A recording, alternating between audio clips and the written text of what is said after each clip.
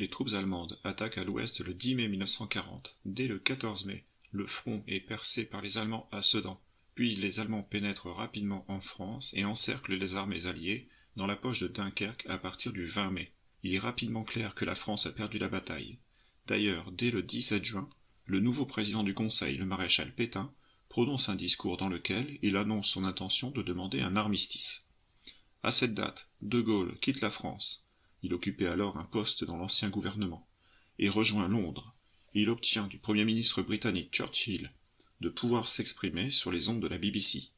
Le texte, rédigé longuement dans la journée, est relu par les autorités britanniques, puis corrigé pour le rendre plus neutre. En particulier, on veut ménager, en prévision de l'avenir, le nouveau chef du gouvernement français Pétain.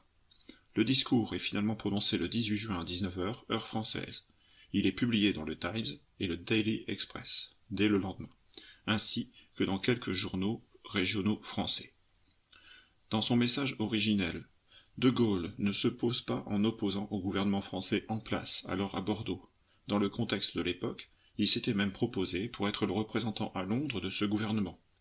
Il appelle surtout tous ceux, soldats, officiers, ingénieurs français, présents actuellement ou dans le futur sur le sol britannique, à venir le retrouver afin de poursuivre le combat. Il affirme que la bataille est perdue, mais que la guerre continue car cette guerre est mondiale. Il affirme que la France garde un potentiel très important, un empire colonial, des alliés, britanniques d'abord, américains certainement dans le futur, à la puissance industrielle considérable. Il conclut en affirmant que la flamme de la résistance ne doit pas s'éteindre et qu'elle ne s'éteindra pas.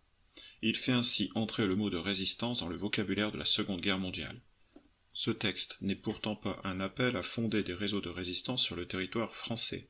Il s'adresse aux militaires et aux spécialistes de l'armement à venir soutenir l'effort de guerre contre les Allemands. Cet appel radiophonique du 18 juin n'a été que très peu entendu par les Français. Les troupes, en effet, continuaient le combat ou étaient en pleine débâcle. Des millions de Français se trouvaient emportés sur les routes de l'Exode. Les Français, d'ailleurs, étaient fort peu nombreux à connaître le nom même du général de Gaulle. Aucun enregistrement n'existe de ce discours, l'enregistrement le plus ancien datant du 22 juin. Un peu différent dans le texte de celui du 18 juin. Quant à l'affiche très connue de l'appel aux Français, elle date du début du mois d'août et n'a été d'abord placardée que dans les rues de Londres.